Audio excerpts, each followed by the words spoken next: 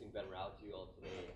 Brendan and I had lunch with Ben earlier, and something that really stood out was just how much Ben knows about the hotel business, and that's something that I took away. So I think we're all going to learn a lot in the next hour, hour and a half, so I'm looking forward to it. Ben is a co-founder and managing partner of KHP Capital, which is a real estate private equity firm focused on boutique and independent hotels. KHP was founded in 2015 by Ben and two of his colleagues to take over the fund management of Kimpton Hotel Group. The initial series of funds was raised by Kimpton's leadership team, of which Ben was a member as CFO after having been at the company for over 10 years. Today, KHP Capital has about $800 million of equity raised, I believe, and is invested in 18 markets across the country as well as in Canada. Ben at the company, Ben is responsible for it's a long list, but I think financial analysis, capital raising, investor relations, and asset management. So he basically runs the show from what I gather. So with that, please help me introduce Ben to the team.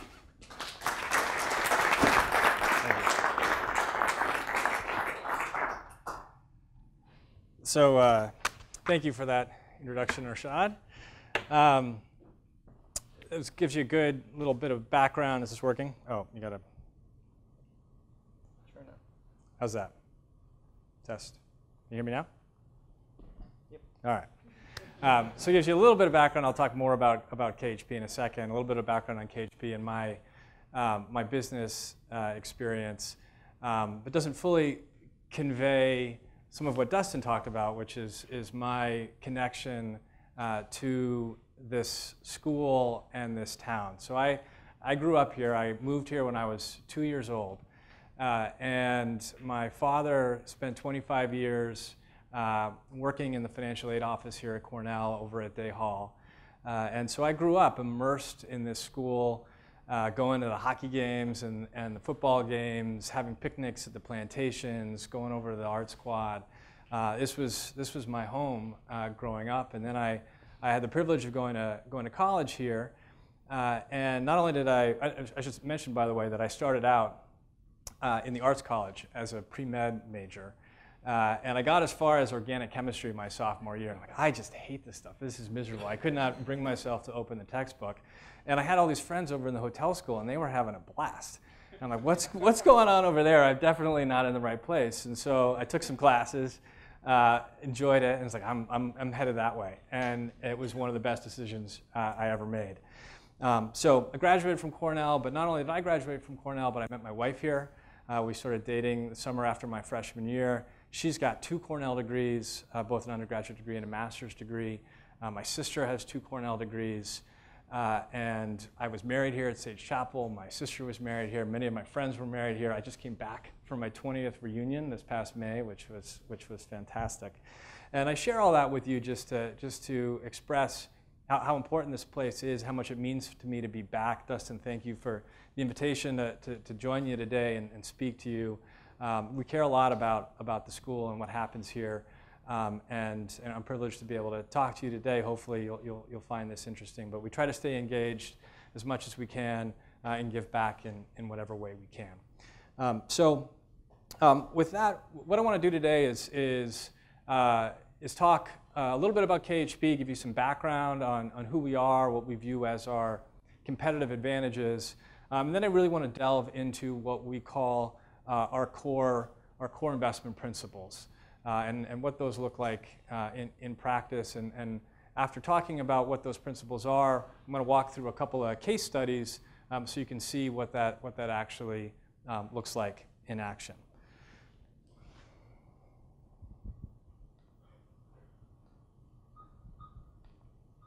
All right, so KHP Capital Partners. You heard a little bit already.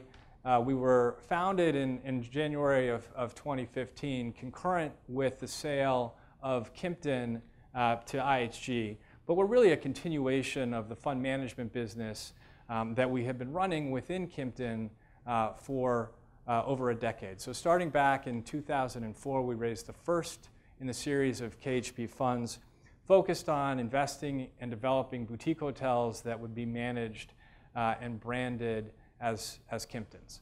And our investors are largely institutions, a lot of university endowments, We also have some pension fund money, some family office money, and high net worth investors. And at the time of the sale of Kimpton to IHG, when we transitioned to KHP, we owned 17 Kimpton properties across the country. So about a quarter of the Kimpton portfolio was owned by KHP.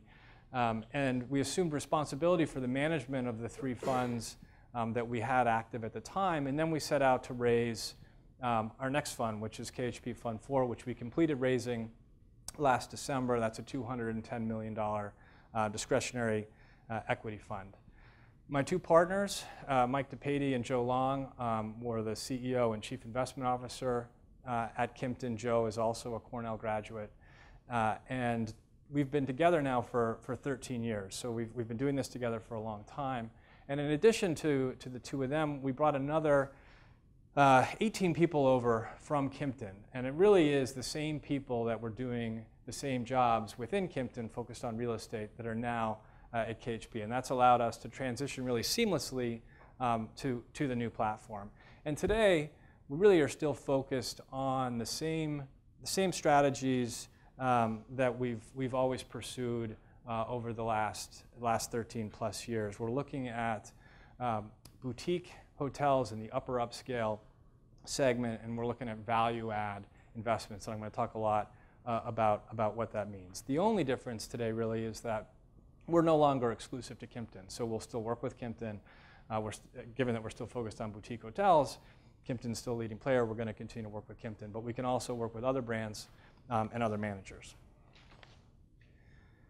So I want to briefly talk about our competitive advantages so you have some context for our strategy.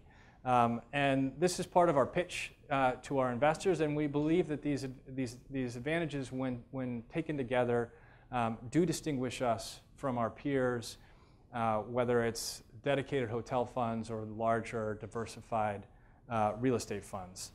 So first, we have really unmatched experience in the boutique hotel space. As the team that was running Kimpton, and Kimpton being really the leading player in that space, we have a unique perspective and background focused on boutique hotels, and that's true for really everybody at the company. Our team also has deep operations experience, so everybody that's focused on asset management, investments, finance, all has some level of experience, and in many cases, deep experience actually in hotel operations.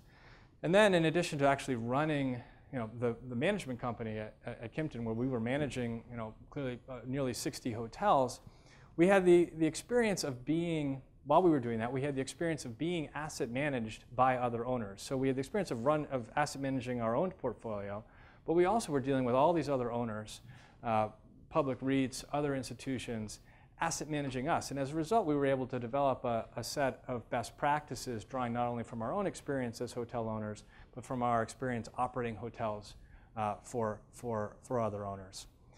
In addition to that, we have in-house construction and development expertise. So it's somewhat unique for a firm of our size to have that in-house. And this is the same team that was responsible for the development of just about every Kimpton-owned hotel over the last 15 years. Our head of construction had been at Kimpton for about that long. So that allows us to take on these more complex renovation and repositioning projects, which other people have to either outsource to third parties or just can't even really focus on. We also think we have very good access to deal flow. I think any investor, when making a pitch, is going to tell you they have great access to deal flow. But I do think that over decades, we've developed relationships across the country with owners and developers, with consultants, with lenders, with brokers that provide an access to investment opportunities that is an advantage. And as a result, we're able to do the majority of our deals off market. We're not actually competing in brokered auctions, and I'm going to talk more about that as well.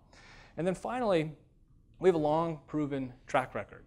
As I said, Mike and Joe and I have been together for 13 years, and over that time, we've raised about $750 million. We've made investments in 32 different hotels, and our results have been very good, and particularly good when you benchmark us and our funds against similar vintage funds. So this is just a quick overview of what we look like today. We've got $625 million under management. That's equity value under management. That translates into about $1.3 billion of real estate value. We own 17 properties today after selling a few. 3 of those are in development. And our returns are realized returns, so these are assets that we've sold. We've generated a 22% return on assets that we've sold, about a 3.5 times equity multiple.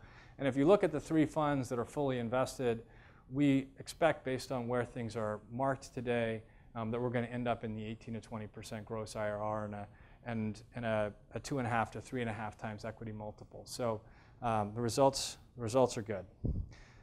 So that's a little background on KHP to get you started and give you some context for what I really want to talk about, which is these core investment principles. And these principles, they serve as a baseline guide as we evaluate opportunities and as we structure deals. And I wouldn't suggest, as you see them here, that these principles are particularly unique. I think if you looked at the investment principles of most groups that are investing in the hotel space, that you'd certainly see some of these standards there. But I think what can be differentiating, and I think what is differentiating, is how we adhere to those principles.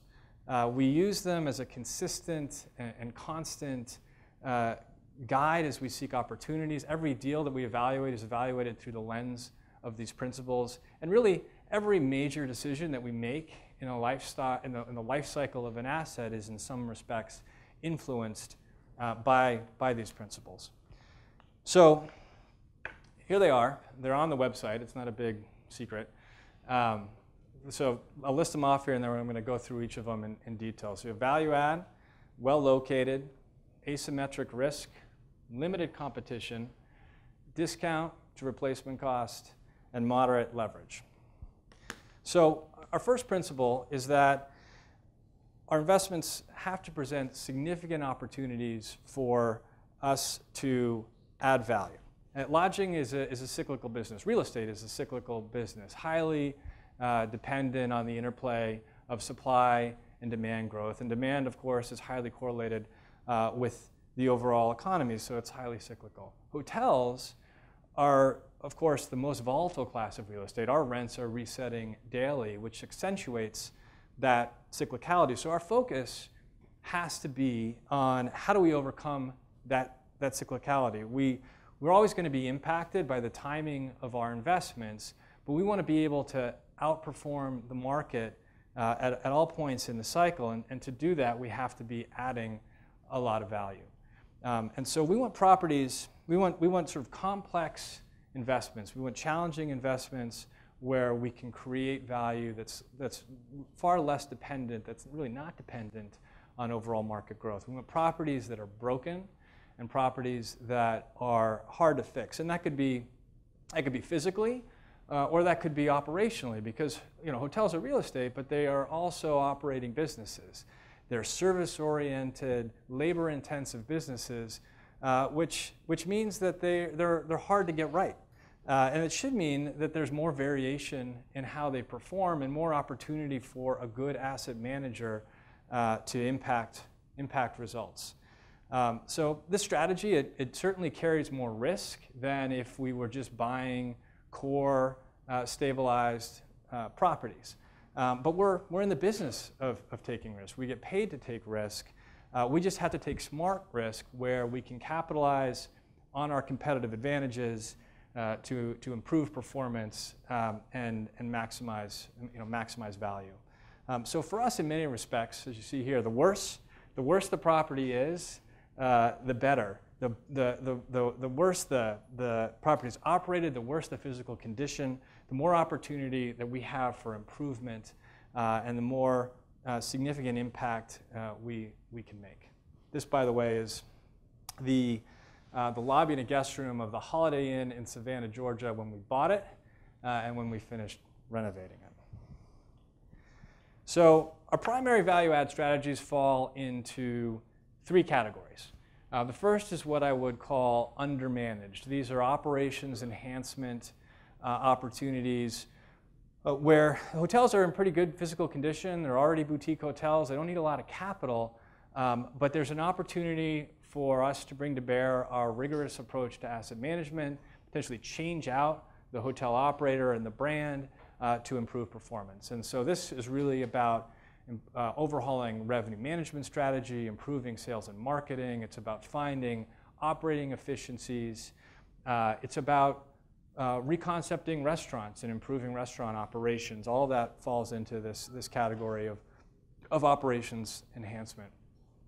Second category is what I'd call undercapitalized. So these are major renovation repositioning opportunities, existing hotels, but hotels that are failing to perform to their full potential because they have not been adequately invested in. And it's an old Radisson or an old Holiday Inn, something that is gone 10, 15, 20 years without a major capital infusion. And it's in a good location, but it would be a lot better if it would do a lot better, and there's a big opportunity to add value if you get the renovation right, you turn it into a boutique hotel. In these situations, we're doing a full sort of gut renovation of the guest rooms. We're often entirely redoing the bathrooms as well, which is a pretty big undertaking. All new public space. We're often actually reconfiguring room layouts, adding or subtracting rooms, and we're absolutely redoing restaurants, maybe adding new food and beverage venues as part of that. And then finally, the third category here are what I would call underutilized properties. So these are adaptive reuse projects. Usually, these are not hotels. These are usually historic buildings that have often been allowed to fall into disrepair, and we can come in and turn these into really unique, spectacular boutique properties. And these deals often, there's historic tax credits involved, which help offset the cost of development. And as I said, they make for great boutique hotels.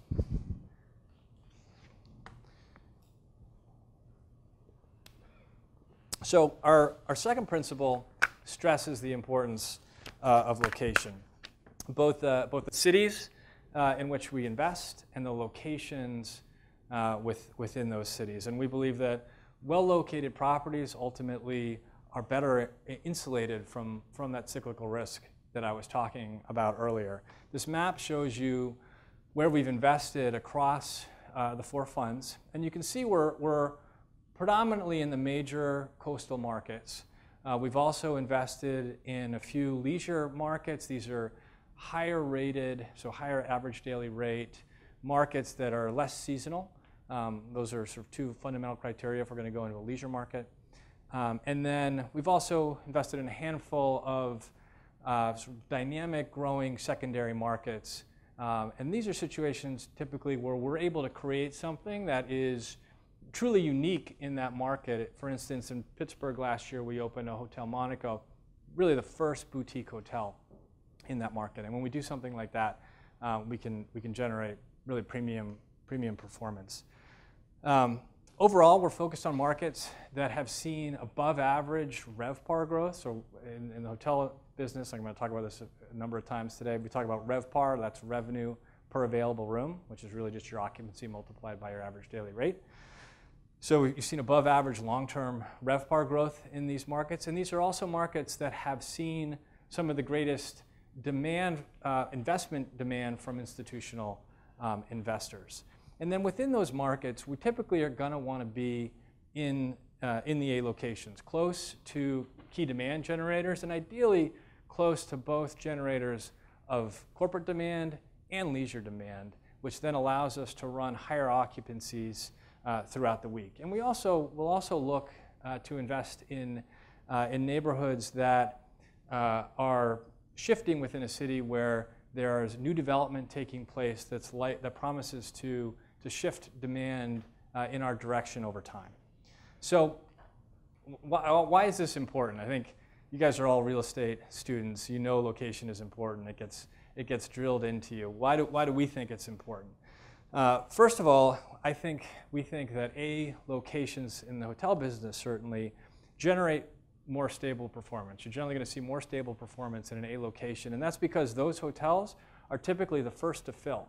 In a downturn, you're gonna see those hotels hold up their occupancy better than hotels in more secondary locations. Second, it's typically harder to add new supply near an A location. These are generally areas that have already been developed and where new development is often more restrictive. Third, these top markets are locations that typically will attract the largest universe of potential buyers. I mentioned this earlier. And so whenever we look at an investment, we're thinking about who's going to buy this at the end of the day. We're not long-term holders of these hotels. The nature of our funds is such that we're expected to exit in 5 or 6 years. The longest we're ever going to hold a hotel is probably about 10 years. And so we've got to answer the question, who's going to buy it at the end of the day? And we know we're likely to generate the highest price for that hotel if there's a strong universe of institutional buyers interested in acquiring it when we're done. Fourth, I think A locations have the greatest option value. So there's opportunity for future owners to do something different as a hotel. There's more directions you can take that property over time. It also means that if it turns out that it's not doing as well as it seemingly should as a hotel, you can convert it to another use. It could become it could become residential or something else. And typically you're going to have more option value like that in an A location. So I think all this adds up to, my mic just go out? All this adds up to more upside, but it also establishes a floor on valuation. And we believe that, sorry.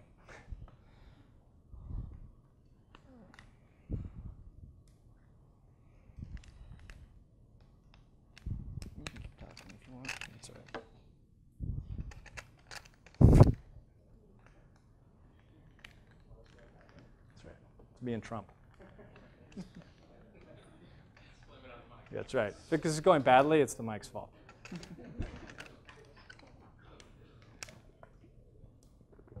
There we go. So then the Venti in New York City is not part of it? We don't own that hotel. It was just a Kimpton managed hotel. Let's see. So ultimately, we think that well-located real estate is likely to hold its value over long periods of time. That was the last point I wanted to make.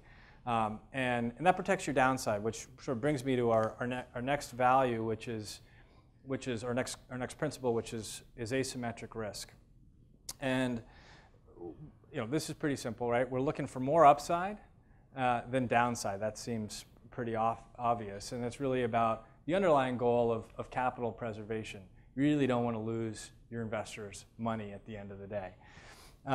So we underwrite a base case, but we spend a lot of time running a variety of different scenarios, looking at potential upside and downside scenarios. This is an excerpt from, you can't read this, but it's an excerpt from our model, and you see that there's 9 different scenarios that are built into that model, and on top of that, we'll often play around with a bunch of other iterations.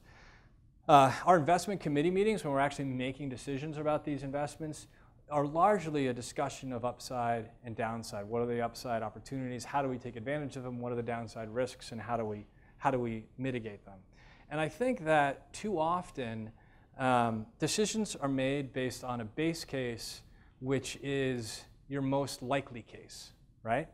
But it's important to realize that the most likely case doesn't necessarily equate to the average outcome. If you've got more upside or more downside, then your actual average outcome is going to be higher or lower than your most likely outcome. And that's what we mean by focusing on the mean, the average of all the potential returns, as opposed to just the mode, which is your most likely return. So these tables here illustrate this principle. You have 3 different distribution curves of different outcomes for a potential investment. Across the bottom there, if you can read it, is your IRR, and the probability of that outcome is the y-axis. And so each has the same base case. Each has the same most likely return of 17.5%. But the chart on the left there, you've got it more skewed to downside, and the chart on the right is more skewed to upside. We're looking for those deals that look like the chart on the right. And you see there, you take the average, the weighted average return of all those outcomes there, and you're at a 20 on the right, and you're at a 15 on the left. And I think that not everybody is thinking about it that way and running those kinds of scenarios.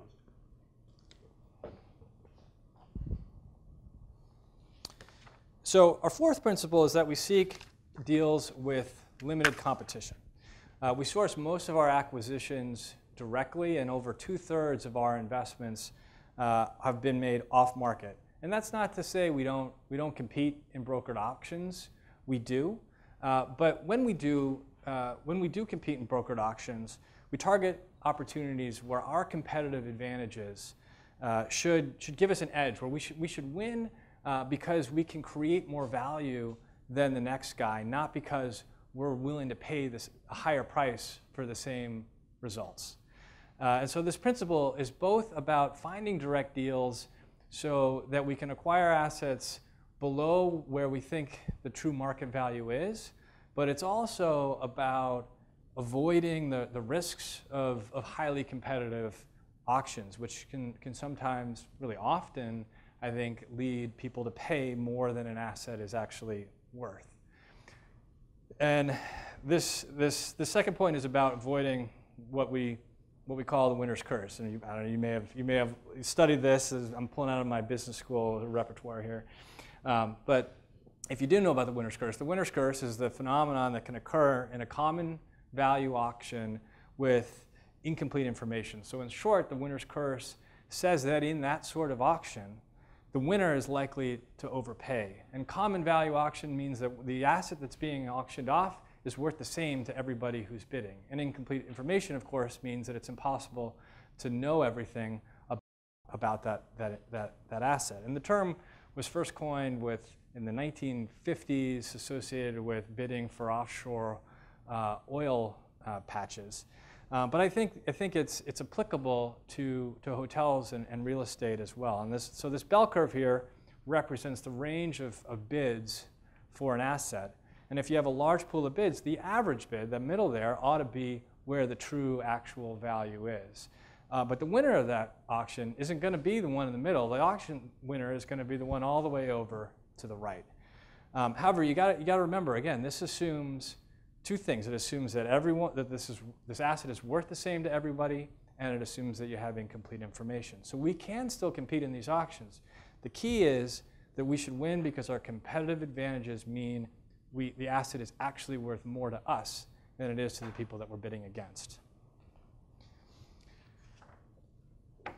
So we also generally seek to acquire assets at a discount to replacement cost, another kind of key tenet of real estate investing. When we talk about replacement cost, of course, we mean the combination of the cost of land plus the cost of new construction. So what would it cost to recreate that particular asset? And this is important because we believe that in strong markets, values ultimately converge at replacement cost. That should be where the equilibrium point is. Without supply growth, over time, values increase. As values increase and start to reach replacement cost, people start to think about building again. As values exceed replacement costs, you see that building accelerate, more supply is added, and in time, values come back down and the cycle starts all over again. So a couple of things to keep in mind here, a couple of maybe caveats. First, it's important to recognize that replacement cost is actually somewhat hard to pin down. This is sort of harder said than done, right? First of all, land value is moving. Second of all, construction costs tend to increase pretty dramatically as building accelerates. Labor costs go up by most significantly, but material costs can go up as well. So it's a moving target. The second point is that buying at a discount to replacement cost is only one of the 6 principles. And just as is the case with all of the other principles, it's not enough on its own to ensure that we're making a good investment. There are certainly plenty of hotels out there that will never generate enough income to be worth what they cost to build, particularly if they don't fulfill one of those other criteria, like being in a good location. want to talk a little bit about adaptive reuse and discount to replacement costs and why we like adaptive reuse far more than new development.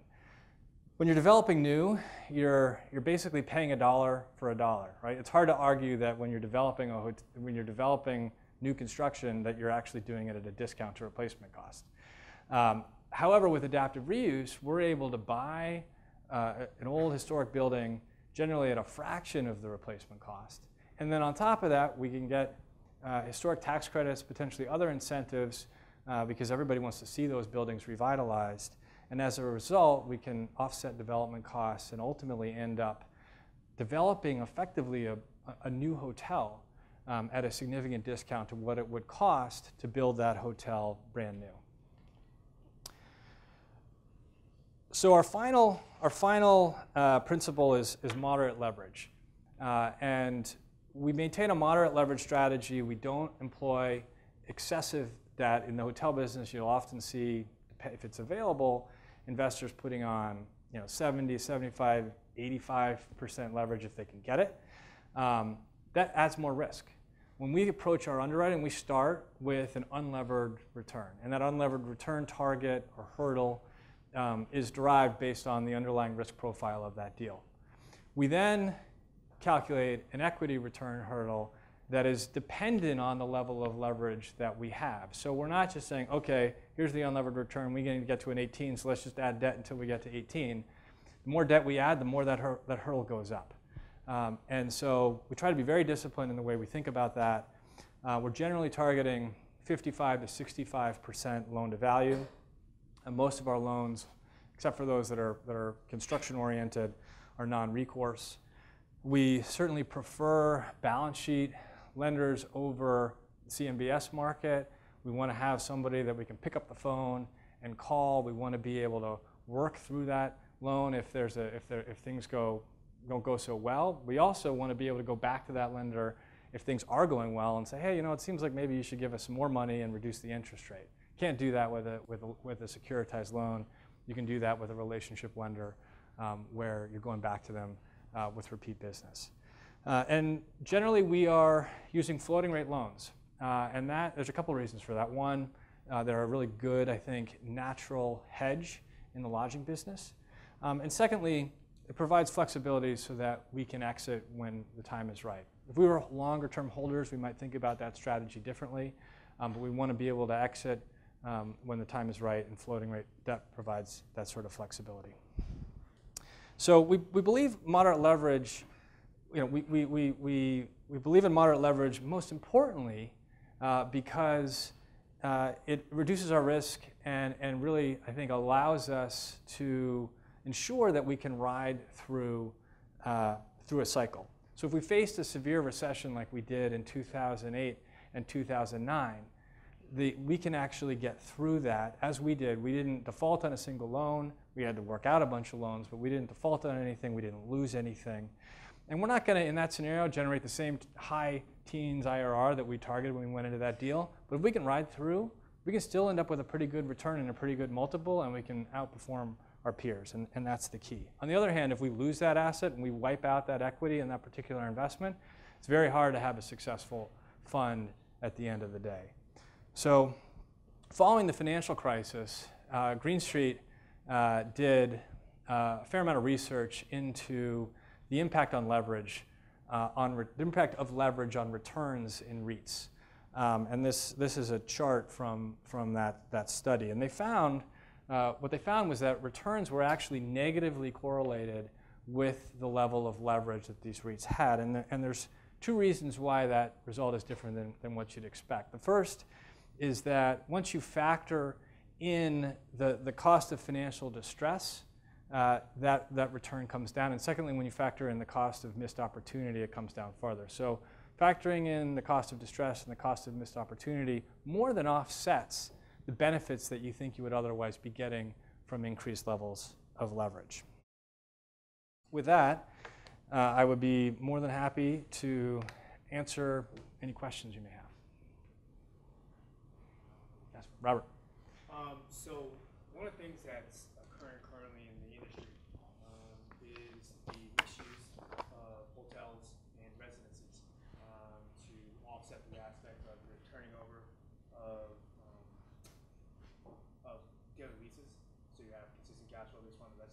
sale of those residences, such as have something in Cayman Islands. Is that something that you guys are looking to do moving forward? Is that part of your strategy? Yeah. Where you guys at with that? So, I mean, you've seen, particularly at the high end of the market, luxury resorts and luxury hotels are very often paired with residential. It's not something that we do. I think one of the things that we're careful about is moving beyond what we're good at, and I couldn't suggest that I know the residential market well enough to be making those investments and taking those risks.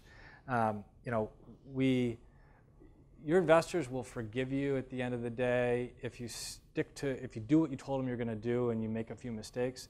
They're not particularly forgiving when you deviate from your strategy and you fail. And so we're very careful about that. We've seen opportunities to do it. I think often it really doesn't make sense to build a luxury hotel or a luxury resort without that residential component. It's just not something that we feel we have the appropriate expertise to be pursuing. Yeah. How do you choose your hotel operators for your assets? It's a good question, and one, frankly, that we didn't ever have to think about until 2 years ago. So, you know, now that we're separate from Kimpton, we do have the opportunity to pair what we believe to be the best manager and brand with each particular investment. And so as we look at an investment now, we're looking at different options for brand and for management. And sometimes that's going to be one and the same, and sometimes, probably more often, it's going to be a different brand, there might be a franchise. If it's not Kimpton, it might be a franchise agreement for the brand and then a management contract. So when we think about managers, we want a manager who is going to be flexible and collaborative and has real experience in the boutique hotel space. And I say flexible and collaborative because we want to be able to have a big impact on what they're doing. We don't want to take over the job of running the hotel, but we're going to be aggressive. We're going to have a point of view. We're going to want to work very closely with them on all the key decisions and strategies. And that comes down, that's everything from pricing strategy to reviewing hiring and participating in the hiring process for key personnel. And certainly we control the capital spending. So we want an operator that has a track record of working well with owners who want to have a pretty heavy hand in the decision making. And then when it comes to brand, there's a lot of different factors to think about. Those franchise agreements, you know, we've now done a couple of deals with Hilton where we're going to do a Curio collection hotel. Curio is like Autograph, if you know Autograph, but it's their sort of umbrella collection where you can tap into their loyalty program and their distribution system, but you don't have to adhere to the same kind of brand standards that you would if you were just doing a Hilton or a Marriott. And it's really about being able to play in that boutique hotel space. So there's a cost to that, but you're tapping into that loyalty program and that distribution. Whether that makes sense or not is dependent on a bunch of factors. It may be dependent on how saturated that market is with that brand already and how much sort of untapped demand they could feed into that hotel. It could depend on how strong that market is already. If it's running a really high occupancy, probably going to do just fine without that system. Although you also have to always be thinking about, well, what's going to happen in a downturn? It might be that market might be running 85% today, but I might need that brand more down the road. And then it's a matter of exactly who the customer is and how we want to position the hotel. And is it a good fit for Kimpton? Is it a good fit for some other boutique player?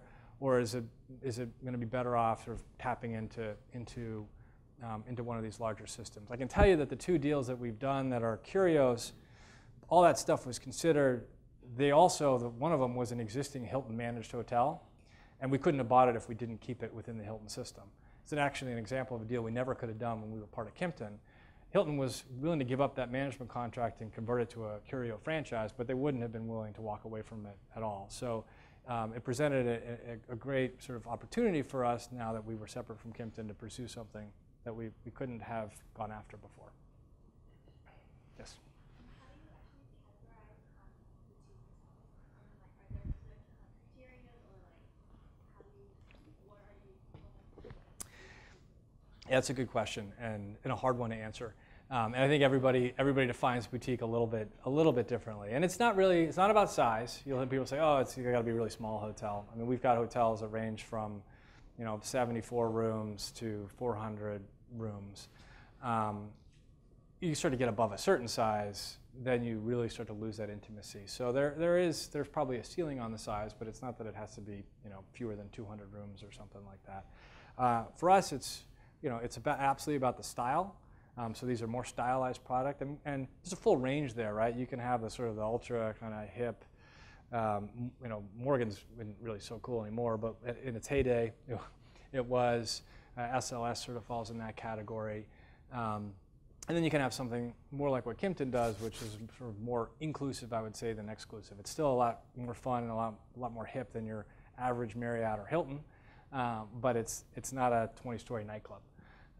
And so there's that style element. There's also a service element. I think for us, certainly at Kimpton, and we continue to believe this to be true with our non-Kimpton properties, it's a level of personalized service, an opportunity for connection between the guests and the staff that you're not typically going to experience at your average hotel. I'm not sure everybody would define it that way, but that's part of how we think about it. And then I think for us there's also, and you'll hear this a lot these days, it's a sort of a connection to the market that helps inform the identity and allows you to have this sort of localized experience. And that plays into the design, it plays into the amenities, and it plays into the service. And then finally, I'd say that for us, the food and beverage part is really important. It doesn't mean that every single hotel has to have some, full bustling restaurant and a separate bar or rooftop, but it does mean that there is this component that ultimately ought to be focused on serving the local market. That's how you're going to be successful in a restaurant. You don't want to start with trying to create an amenity for your hotel guests. You want to start with creating something for the local community, and that's going to create a far better amenity at the end of the day for your hotel guests. And so ideally, in most of these situations, we've got a restaurant that's focused on the local community, that's chef-driven, and as a result of the success of those venues, we add cachet to the property, and we ultimately can drive a higher rate and higher occupancy. Yeah. You briefly talked about EB5 funding for your and at what stage do you essentially bring in that funding, and how do you pull those investors? So we don't do it ourselves. You see a lot of developers out there forming their own regional centers and raising that capital.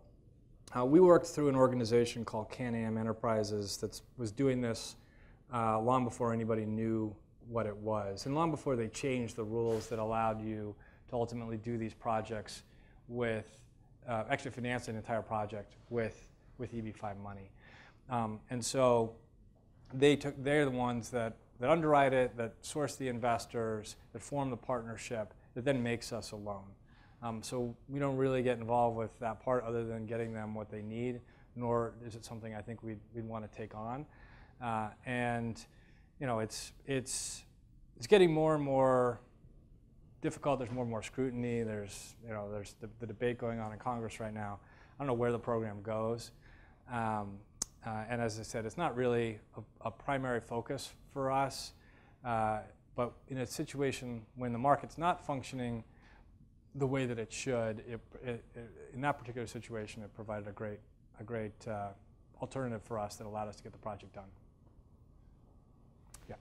I guess I have a question about the funding when it comes to properties that you get in auctions versus the off-market type.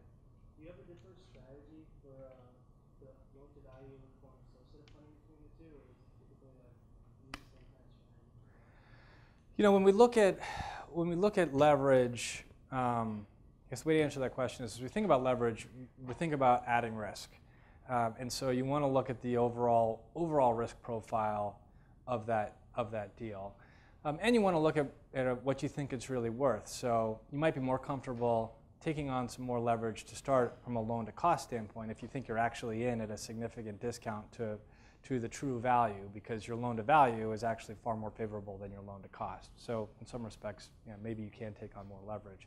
But fundamentally what we're thinking about is what's the overall risk of this deal, and how are we compounding, impacting that risk. And we could have a deal that we think is more risky for various reasons, and as a result we take less leverage to offset that risk. On the other hand, we may have a deal that feels like it's less risky than our average deal.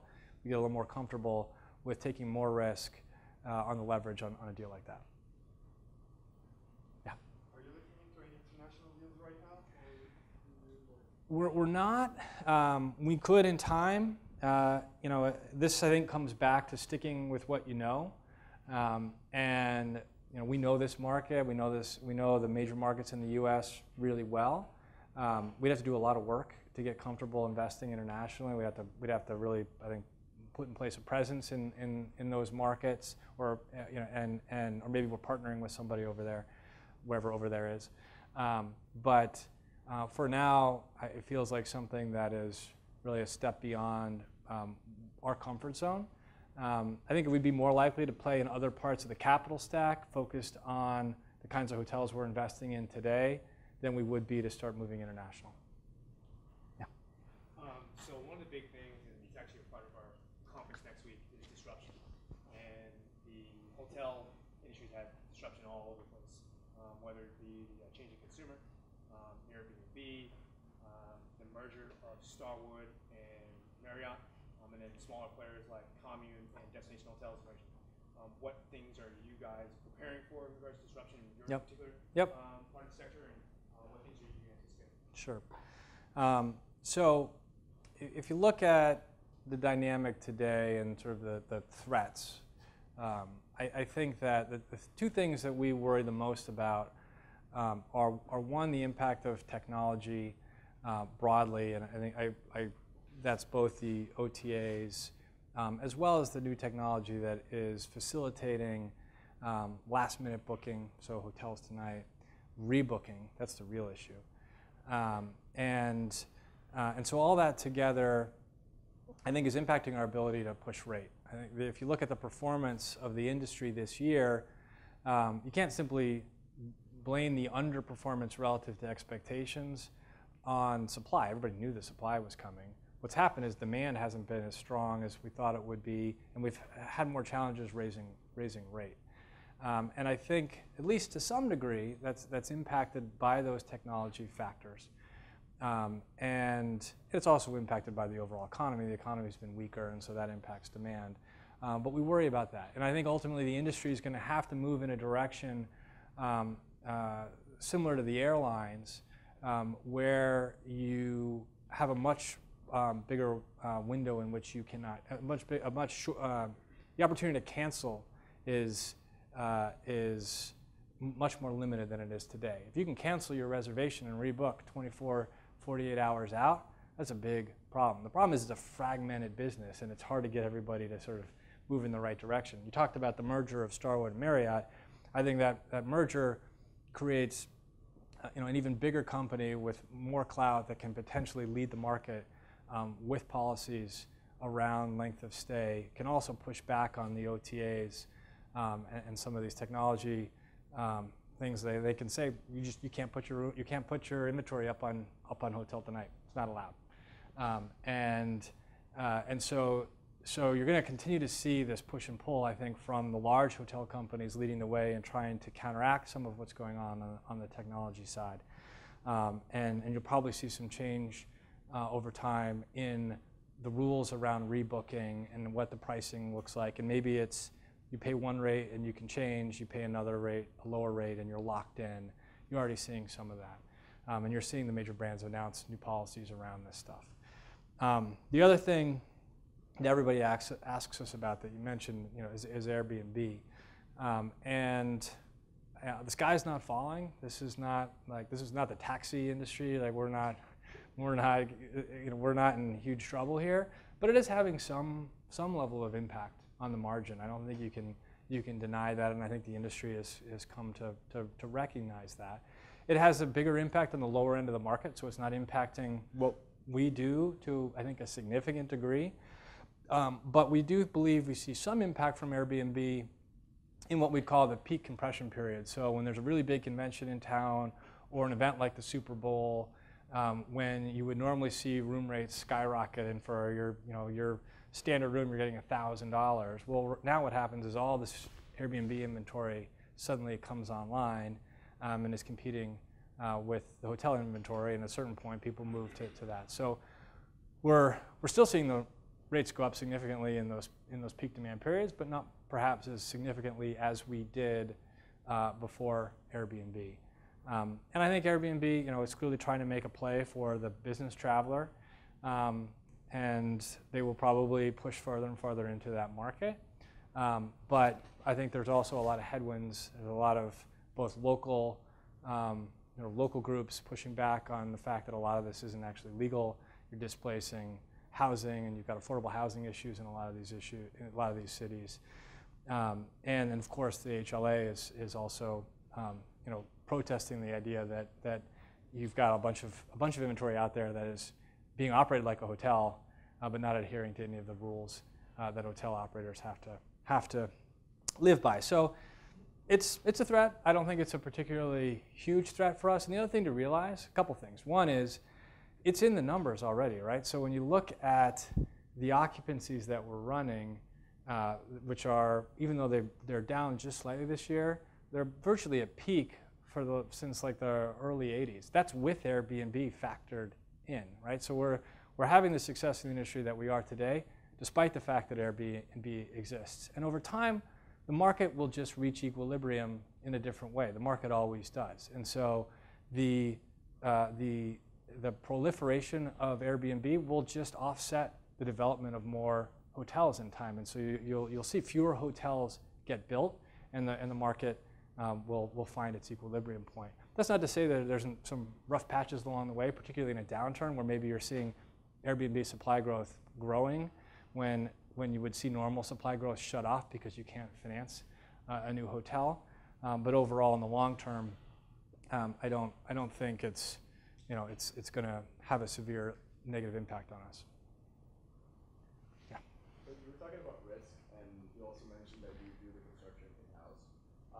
One of the benefits, of course, you reduce the cost for just like in-house, but also you take on the risk that you have from having all the cost estimates done by your own construction project company. So I'm wondering what kind of risk analysis methods are you using within the construction estimation in order to reduce that kind of like risk of overcoming the benefits that you get? Right. So we're not our own GC. And so we'll do a first cut in the initial underwriting process. That's an internal cut. But by the time we're actually going through diligence and making a decision, we're actually talking to contractors. We're actually getting multiple estimates from third parties. We're engaging a whole slew of consultants to look at the detailed aspects of the deals, whether it's the elevators or the facade or the roof or whatever, so that we fully understand all of the problems that we might be facing, and we're basing our cost estimates on actual quotes or estimates from the groups that we might actually engage to do the work. And so what the in-house team does allow us to do is to manage that process and get that all done in a very short period of time. And typically, when you're buying a hotel, we don't have a lot of time to do all that. And so to accomplish that in 30 days is really hard, and we'd have a much harder time doing it if we didn't have that team in-house. I'm curious, when you're dealing with Kimpton, do they charge a traditional franchise fee, or is that structured in a different way? And then on a kind of separate note, when you're looking at your acquisitions, you mentioned that NPLs, there was a period there where NPLs were really there was a lot of opportunity there. I'm curious now, from a franchise perspective, are you seeing more opportunities with properties that are at the end of their franchise lives, or is it properties that have either been deflagged long term or never flagged? Yeah. So Kimpton's fees are, there's not a franchise fee and a management fee. It's just a management fee, and you get the brand as part of that. It's a higher management fee than you would pay to a third-party unbranded manager, And then, frankly, when you evaluate these things, there's way more to it than just the fees, and so there's all these pass-through costs and all these extra charges, and so you put it all together, and depending on what you're counting and you're not counting, it's like 8 to 12%. And so when you're evaluating the various alternatives, you got to be able to dig through all the various elements of it to figure out what's the true cost. The second question related to Acquisition opportunities, and whether it's more focused on properties that maybe recently lost a traditional franchise, yeah. versus properties that were maybe never played. It's still a mix. I think one of the challenges recently for us in finding opportunities that we liked is there's a larger percentage of product that's been on the market that is encumbered by management, where we don't have the opportunity to get management out, and we're not gonna be able to compete for that. But in terms of what we're working on today and what the opportunities we are seeing, I think it's pretty well balanced between boutique product that either has a terminable contract with an existing boutique operator or is unbranded, and then properties that have a franchise agreement or a management contract where we do have an opportunity to terminate. The other thing about that sort of aspect is typically operators and brands will provide some level of key money to get into the deal. And so often, if there is a termination fee that you have to pay to get one brand or one manager out, the new brand or the new manager is going to cover that cost for you. Yeah. Thanks for last presentation. And I have two questions. First, when it comes to the scenario modeling, I'm wondering how you determine or assume the probability. I think it's objective. And the second one is, I think the value-add opportunity is inevitably exposed to high risk. So, if any failures during your failure case, could you share some lessons or takeaways from the failure cases? Okay. So in terms of assigning probabilities, you're right. I mean, that's hard, and I think you have to start with sort of a broader perspective on how much upside and how much downside there is. Ideally, you are assigning probabilities to all those cases. There's a book I'm actually reading now, which I recommend to all of you, called Super Forecasting, and it argues that you should be assigning finite probabilities, not even like 60, like assign 62. And even though it seems like, how the heck do you know the difference between 60 and 62? The more you drill down and force yourself to do it that way, the more accurate you're going to be. But I can't say we do it to that degree of assessment. We're more like, okay, here's these various directions, and we think the range of these probabilities for these outcomes falls in here. In terms of value add deals that didn't work out as well. So an example maybe would be, we bought the 90 Hotel in Boston back in 2005. And we thought that it was an existing boutique hotel, didn't really need any capital. And we thought we'd be able to come in and significantly improve the operations and drive a much better bottom line as a result of bringing in Kimpton and just tightening everything down. There are a number of reasons why we're ultimately challenged in doing that. We did improve performance in the first couple of years, but not to the degree that we thought we'd be able to. And then the downturn hit.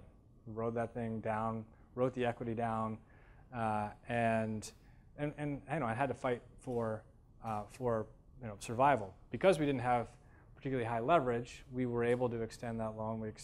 Our lender was Marathon. Negotiating with Marathon in the height of the financial crisis is not fun. But we were able to extend that loan out for 3 years, extended it out to 2014, refinanced it. We just sold the hotel last month. And over a 10-year hold, that was a 10% IRR and a 2x equity multiple. So not a bad deal, but not a deal that achieved what our intended result, hopeful result was. And part of that's just the cycle. But we also, I think, never were able to achieve the operating efficiencies that we thought we could. And anytime you're looking at this, I mean, we're trying to drill down. We're looking at individual positions and changes we might make. We're looking at very sort of detailed levels of cost savings and revenue opportunity. But sometimes you get into these projects and inevitably there's going to be things that you thought you were going to be able to do that you actually can't achieve. Yeah. I'm interested in your reuse concept. So previously you said you take over the historical building. Is it always the hotel, the old hotel building, or have you ever have any project that purchase any building that it's not used to be a hotel, so there will be any building service constraints, maybe you have to change the zone, or maybe Yeah. you build it and renovate it? So the adaptive reuse projects, none of them were actually hotels previously, right? So these were all buildings that weren't hotels. Most often they're office buildings. We've done a warehouse, so the Argonaut in San Francisco was originally the warehouse for the Del Monte Cannery. We did a building in Portland that was a department store. Our hotel, the Monaco in Washington, D.C., was the original home of the Postmaster General. In terms of the permitting process, usually, these these buildings are already zoned, and hotel is already a permitted use, and we don't typically take on the entitlement process. We're not going to spend 2-3 years trying to get a project entitled, particularly if we have to buy the building first and carry that cost and bear that risk. So we don't really do much new development. We do a little bit, but not really. And part of that, and when we do, we're buying fully entitled land, and ideally we're buying that land at a significant discount to what we think the market value is. Because back to my other principle, right? You're buying a dollar for a dollar in new development, that doesn't work. But bottom line is we don't like taking entitlement risk. Yes. I was curious, kind of two-part question. As far as fixed rate versus floating rate, right now, if there was a time to do fixed Yep. rate, this is probably it. You're going to whatever. Consider that. And the second part would be, what are you seeing in the debt markets right now? We've heard from some people that opportunistic debt is starting to dry up a little bit. So I'm just curious about what you're seeing in the value-add space and how that might impact Yep. how you look at investment. Yeah, so you're absolutely right. I mean, the natural hedge works well because as the economy slows or contracts, interest rates typically come down and your cost of borrowing comes down. When interest rates are already as low as they are, there's nowhere for it to go. And so in fact, we are about to do a 5-year fixed rate loan. We're in the process of finalizing the term sheet right now on a deal, and we'll lock in an interest rate a little above 4% for the next 5 years.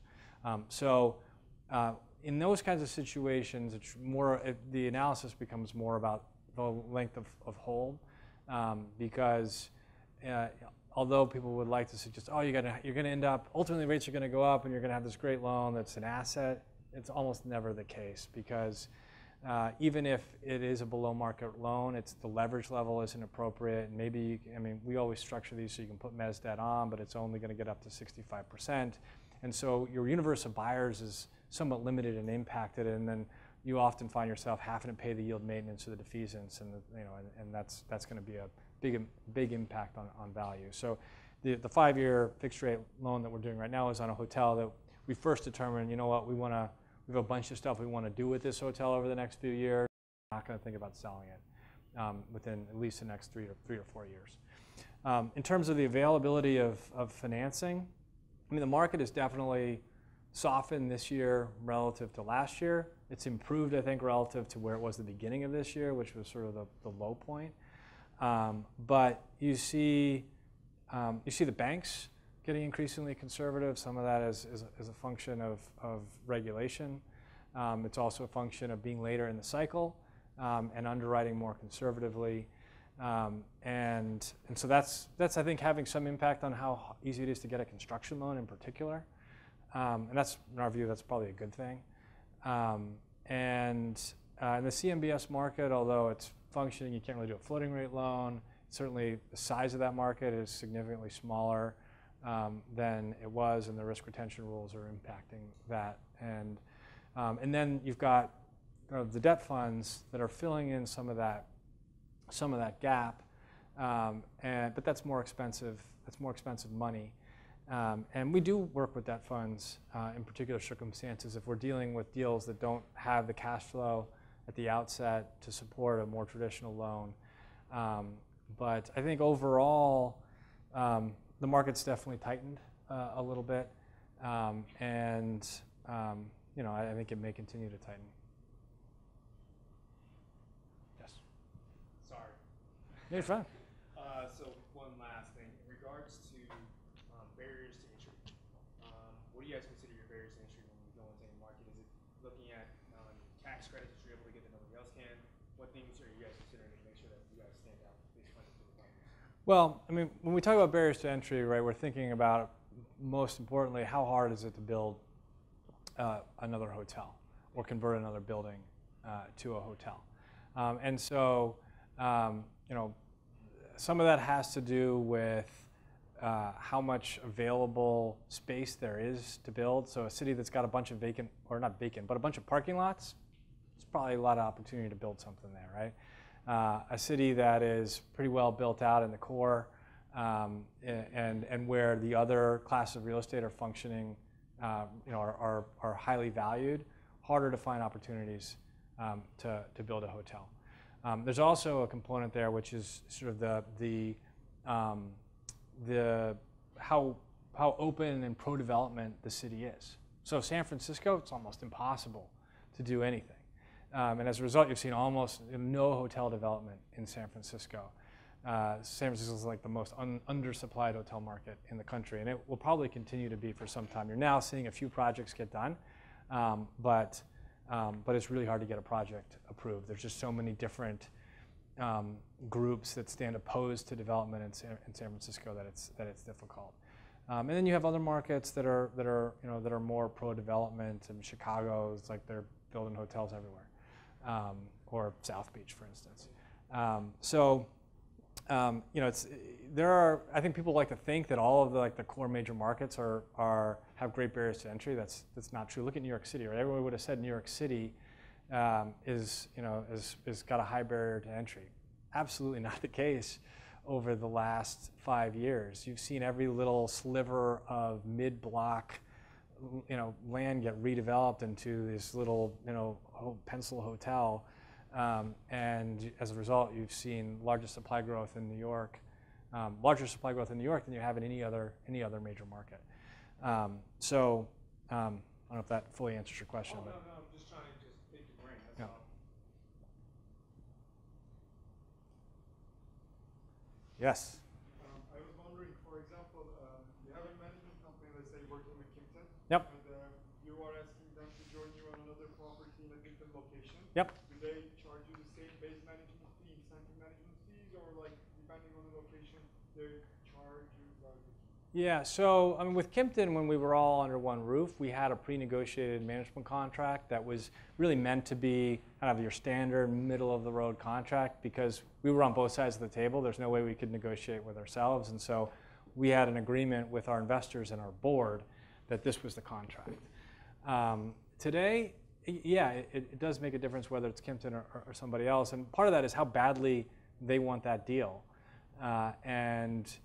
The more important the deal is to the manager of the brand, the more they're willing to do. It's also a function of term, frankly. So you get a better deal if you're willing to give them a longer sort of lockout period, a longer period of time during which their contract cannot get cut under any circumstances. And you're always trying to trade off the near-term economic benefits of doing that with the long-term negative impact on value of having to potentially sell the hotel encumbered by a contract. That doesn't mean that you're not going to get full value, but the universe of potential buyers is limited to only those that are going to be willing to accept the existing manager as the manager going forward. Thank you, guys.